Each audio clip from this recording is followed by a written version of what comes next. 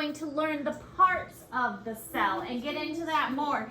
I'm gonna have to look at my scheduling because we did cell presentations and it seemed like the scheduling was way messed up and that we did the cell presentations way back further than they were supposed to.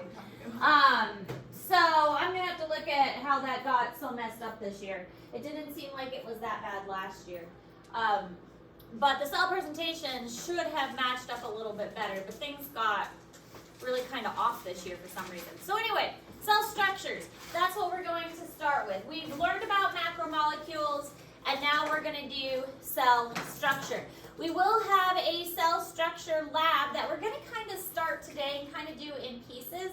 The lab isn't super intense, so it's not like we're going to have a whole day dedicated to the lab. We're going to kind of, like I said, do it in pieces. We might have one day that we dedicate kind of more to just finishing it up. We'll see how long the notes take today, and then we'll talk about the parts of the lab. There are a couple things I still need to bring from home to finish out the lab, so I will grab those tonight and bring those things tomorrow. Okay, so there's something called the cell theory. Actually, the fact that there are cells is still a theory, which is really weird when you think about it, considering that we all kind of accept that we have cells and that living things have cells. So it's weird to think that this is actually still a theory.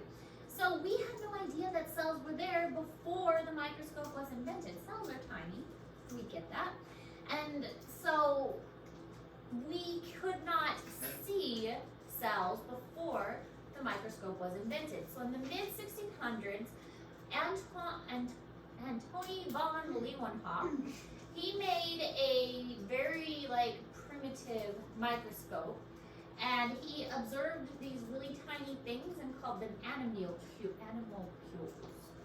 And these were in fact little microbes. And these were the first things that he observed with his very primitive microscope. And it was eventually able to be described as cells later on. But at the time, he had no idea what they were, but it was cool that he made this microscope thing, and now we could see things that we previously couldn't see before.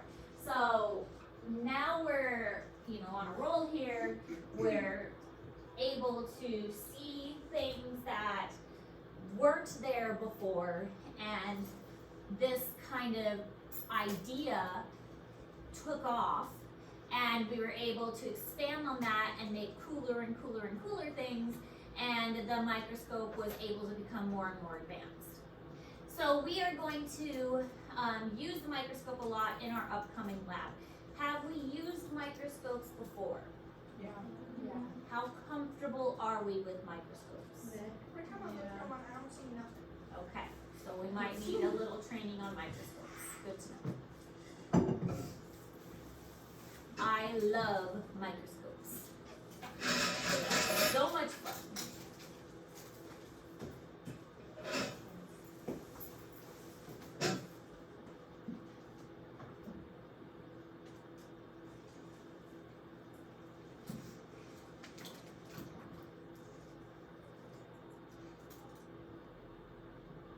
So, is Bell here at 1:13?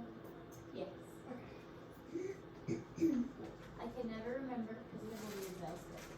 So I put it down.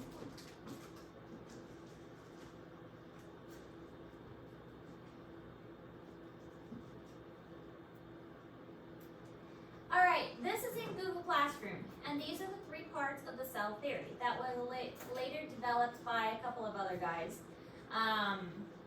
Virchow and, what was their other names? Schleiden and Schwann, those are their names. Schleiden, Schwann, and Virchow. Those are the guys that made the cell theory. Each organism consists of one or more cells. Makes sense. You can have one-celled organisms or organisms that have multiple cells. The cell is the structural and functional unit of all living things. So, is your desk alive? Yeah. No. But a plant is alive. We already went over that. We learned about living things. All living things have at least one cell. So the cell is the smallest unit considered alive. So all living things arise by division of pre-existing cells. Cells don't just magically appear. But if you have a cell, that cell can divide and create more cells. I mean, think about how a living organism comes about. You have an egg, you have a sperm, they join together and are fertilized into it's called a zygote. But then that zygote will further develop into an embryo and so on. So all living cells arise by the division of existing cells, and we'll learn about mitosis and meiosis later on. Cells contain hereditary material DNA, which they can pass to their offspring when they divide. We'll learn about that too. There's these guys named Percy and Chase, these experiments, and they were able to figure out that DNA is this hereditary material that gets passed on. So, those are the parts of the cell theory. So this is in Google Classroom. There'll probably be a question about this on the test. All right, now there are three main types of cells. There's a bacterial cell, there is a plant cell, and there is an animal cell, which you are all really well acquainted with after your cell drawings that you guys did. They all have some similarities and they all have some differences, which we will discuss in detail as we move forward. The bacterial cell, the plant cell, and the animal cell. I will tell you straight up, you will have a cell on your next test, which will probably be sometime next week. Probably be sometime next week for your next test. Next week. And on the test, you will have to label a cell. I won't tell you which one, but you will have to label a cell. And it'll be like a picture, and it'll have like A, B, C, D, whatever, and you'll have to say A is this, B is this, C is this. There will be no word bank. Will it be in color? Yes. Yes, because it'll be on the Google Forms, it'll be in color. No word bank. No word bank, okay? And you will have to label it and give me the function. This is something I don't know how many times I said this. I was talking to some parents at parent-teacher conference last night, and I'm like, I don't know how many times I say this. Students will always forget. They will label the cell, but then they won't tell me what the function is. And then I have to take a half point off. So it's a half point for what the part of the cell is, and then it's a half point for what it does. So then they lose a bunch of points because they're like, oh, it's a ribosome. Okay, well, it's a ribosome, but what does the ribosome do? Yes. Will we know, like, we're labeling the plant cell, or? You will have to tell me. Oh, okay. Wait, I so will we not have to just tell know? you which cell you are labeling. Oh my gosh. But they You look have the to- same kind of. You have to be able to tell if it is a plant or an animal or a bacterial That cell. one has sidewalls. They literally look the We same. will go over how you can tell the difference. These are all things you're going to learn, okay? I'm just telling you right up front that this is a portion of your next test, along with the macromolecule stuff that we're studying. Okay. All cells have this three things, whether it's a bacterial, it's prokaryotic or eukaryotic. Those words may sound a little funky, but we're going to cover that. They have a plasma membrane, they have cytoplasm, they have DNA. Those are three things that all cells have. No matter what kind of cell it is, they will have a plasma membrane, they will have cytoplasm, they will have DNA. Those are three things that all cells have.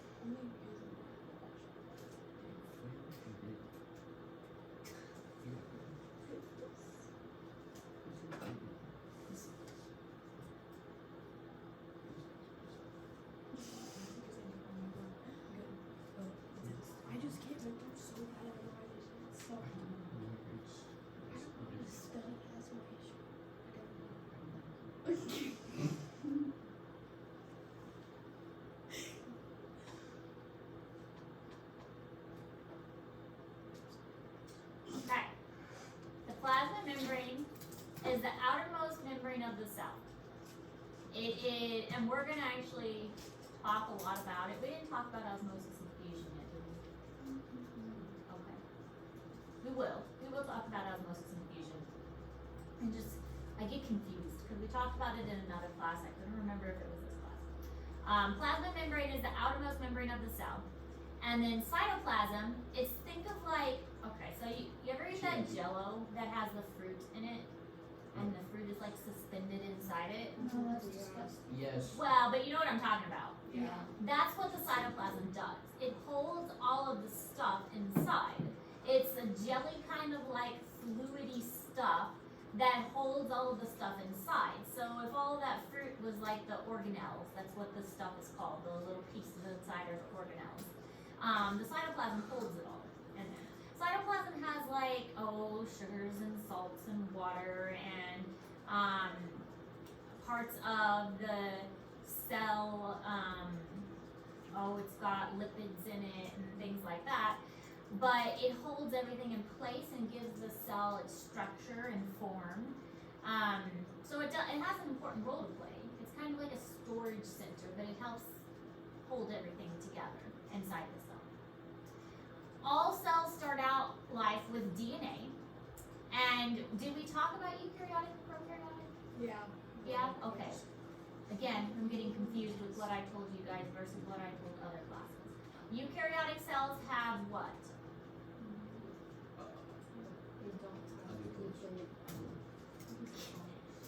I mean, we're kind of on the right track. Eukaryotic cells do have a membrane around the nucleus.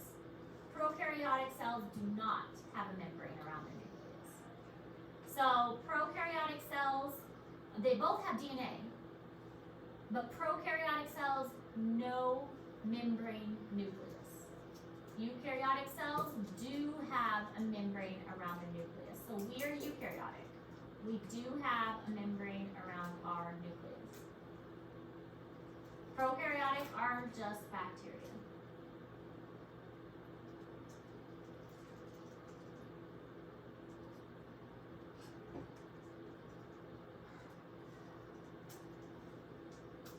And so many of my classes are so similar. I'm learning so many of the same things at the same time. I really do this. Like, can I say this? Which class did I say this in? Did I say this in zoology? Did I say this in anatomy? Which zoology class did I say this in? Right? Zoology? Regular zoology.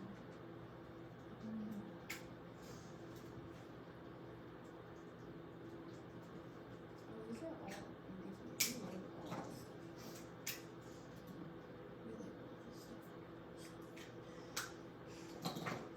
So I might repeat myself because I'd rather repeat myself and have you guys learn this stuff than assume I said it and not really have said it.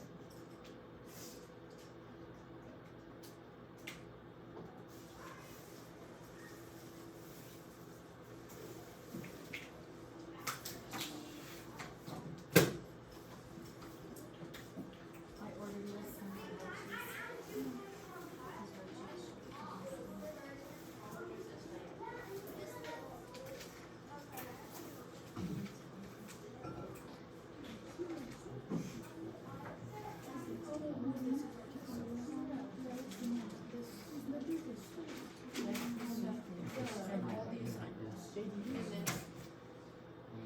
Okay, so cell size is limited. You cannot have a huge cell. Cell size is limited by something called surface area to volume ratio. As the cell gets bigger, the surface area to volume ratio is going to change. Surface area increases with the, it's confusing. So basically what it means, and I'm going to draw it on the board so that it makes more sense. Because when I draw it out, it makes a lot more sense. Big cell. Big cell wants to get nutrients to the center, okay? When a big cell wants to get nutrients to the center, it takes a long time. By the time you get the nutrients into the center, the cell dies. Because it takes so long to get what it needs to the center of the cell, okay? Little cell wants to get nutrients to the center. much faster to get the nutrients where it needs to be. Makes sense, doesn't it? Okay, now there's an exception to this rule. Of course there is. If you have a long skinny cell, pretty easy to get the nutrients to the center, right? So think of it like this. If you live in Florida, it's pretty easy to get to the ocean in Florida because Florida is long and skinny. And so it doesn't take long to get to the ocean in Florida. If we want to get to the ocean in Missouri, I wish. it's going to take us a long time to get to the ocean in Missouri because there is no ocean anywhere near us. Same kind of idea. There is no surface area when you have hard to get access to that coast. When you're in Florida, there's a lot of coastline. So you have easy access to the ocean. Same kind of idea. The other example is if you have like a cell that looks like this, okay? That's easy to get the nutrients as well, okay? So there are a couple exceptions to that. But for the most part, a cell needs to stay small, especially if it's going to be round.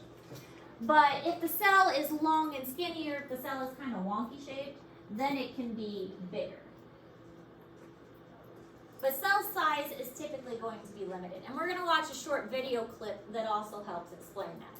Because for the most part, things are going to move into the cell at a certain rate. It can move faster sometimes. But it reaches the center faster if the cell is smaller. Does that make sense? Yeah. We want to drive to the ocean and you live in Missouri, it's going to take a long time.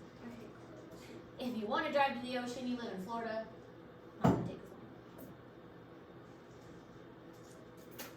Unless you want to go to an ocean on the Pacific coast.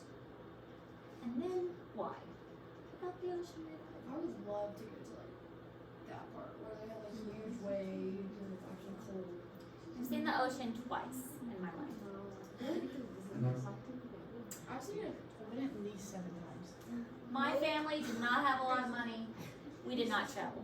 I've been to the mountains more than my sister. Yes. So, surface area to volume ratio limits this, just as I was saying. Some cells will actually attach themselves like end to end to kind of help solve this problem. And then, of course, like muscle cells and nerve cells, they're long and skinny, just like I was saying, to help solve this problem as well. So we'll watch this video clip really quick. This is actually a pretty good video clip that explains how this process works and kind of gives a visual. And it's not very long, only like 2 minutes. Changes in surface area to volume ratio have important implications for limits on cell sizes. In this experiment, you will see a demonstration of how surface area to volume ratio changes with the size of the cell, and we will consider the impact this has on exchange of materials between the cell and its environment. A cell is a metabolic compartment where many different chemical reactions occur. In this demonstration, the cell is represented by cubes of different sizes. The larger the volume of the cell, the larger the number of metabolic reactions that takes place. Here, the pink phenolphthalein indicator is used to visualize the volume of the cell. So We are tiny using cell, 3 different size cubes here to represent 3 different size cells. The medium. first has a side of 1 centimeters length, the second 2, and the third 3 centimeters length. Let's see how the surface area and the volume vary when we increase the size of the cells.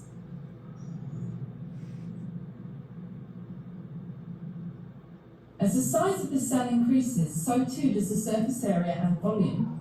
However, notice that the volume of the cell increases faster than the surface area when a cell grows, therefore decreasing its surface area to volume ratio. What this means is that the greater the size of the cell, the less surface area it has relative to its volume. Here our beakers of hydrochloric acid represent the raw materials which need to enter the cell from the outside in order for its metabolic reactions to take place. Exchange of materials across the cell membrane often occurs through the process of diffusion, where dissolved molecules move from areas of high concentration to areas of low concentration. When the cubes are placed in the hydrochloric acid, the acid representing the raw materials will diffuse into the cubes, turning the indicator clear. Let's see how this rate of diffusion varies. They were all put in at the same time. Raw materials must be able to reach all parts of the cell's volume quickly. Notice how the acid is diffusing into each cube at the same rate, but that in a given time period it is reaching a greater proportion of the volume in the small cube as opposed to the bigger cube. Eventually the acid reaches the center of the 1 centimeter cube, but in the same time period it does not reach the center of the 3 centimeter cube. So why is this important? Notice that when volume is too large relative to surface area, or the surface area to volume ratio is too small, as in the 3 centimeter cube, diffusion cannot occur at high enough rates to supply its raw materials to the whole volume of the cell. At this point, the cell cannot get any larger. So basically, the cell can't survive because it can't get the things that it needs. All right. So this shows that in this case we have several organisms that have lined up in a row. If they were all in a group, they wouldn't be able to get the nutrients that they need either. But by lining up in a row, we can still have diffusion take place. So most cells are really small. You don't have to write this down. But 1 to 1,000 micrometers, because the smaller they are, the easier it is for them to get their nutrients. And this means that most of them we can't see without microscopes. Now the microscopes we have are pretty good microscopes. They have some flaws. It's hard to like move the slides a little bit and stuff, but for our purposes they're actually pretty good for what we're going to use them for. So this again is just kind of helping us visualize how the microscope works. This is an electron scanning microscope with this dark line. So an electron scanning microscope allows you to see really, really far down. But the microscopes we have are called light microscopes. So we should be able to see, mitochondria and most bacteria are kind of far down on what our microscopes will allow us to see. We can see bacteria, but honestly, when you look at them, under our type of microscopes, you're really just gonna see they look like dots and like little lines, like really they just look like rods, really. So you're not gonna be able to see details on them. You will be able to see some details for a cell. We're going to, the lab we're gonna do is going to be looking at different types of animals and plant cells. And specifically with the plant cells, you should be able to see things like a cell wall, a nucleus. We're going to look at our cheek cells. Have you guys ever done that before? Looked at cheek cells? Cheek cells. Yeah, our cheek cells. I'm going to take that as a no. So we're going to look at our cheek cells under the microscope, and so you'll be able to see the nucleus and the cytoplasm and the cell membrane.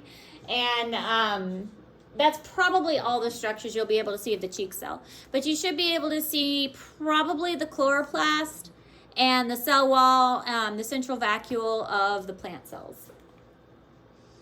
Then, of course, by getting bigger, you'll be able to see without the microscope things like frog eggs, ants, insects, things like that.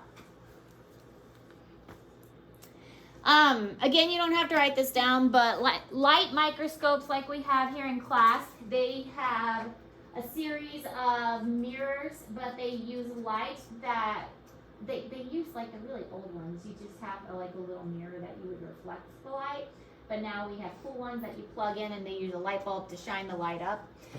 Electron scanning microscopes, they focus a beam of electrons onto to the sample. I've never got to use one, which, they're very fancy and very expensive, and not many places have them. So, but they make really cool pictures. This is just different views from different microscopes. This is typically what we're going to see, images like this. Yeah. These are from different types of microscopes. That is cool. Yeah. What's the third one?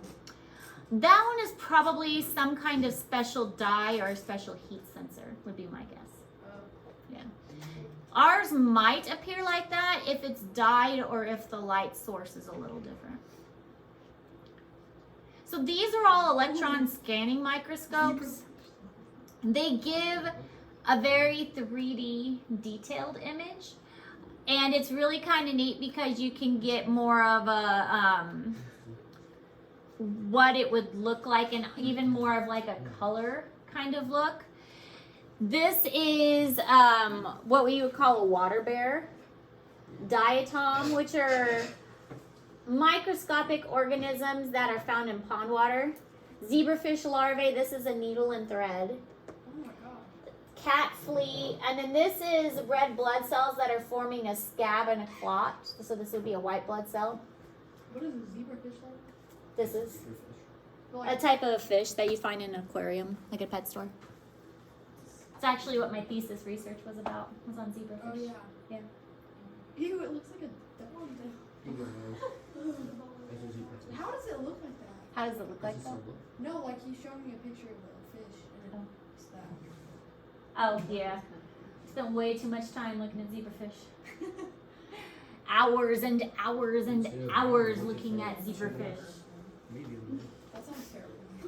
It wasn't that bad. Scary. And I had an amazing microscope that I got to play with that recorded. Yeah, it was such a fun microscope. It recorded, like did video recordings, and I could get down to like the cellular levels and see the individual red blood cells going through their tails. It was so fun.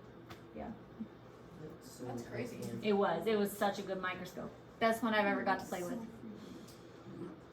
All right, so that's all the notes we're taking today. We are going to start the cell structure lab. So I'm going to pass out the lab material, and then I'm going to kind of walk you through it. Like I said, I don't have all the parts yet, so we're only going to be able to do some parts today, and I'm going to bring the rest of the stuff tomorrow.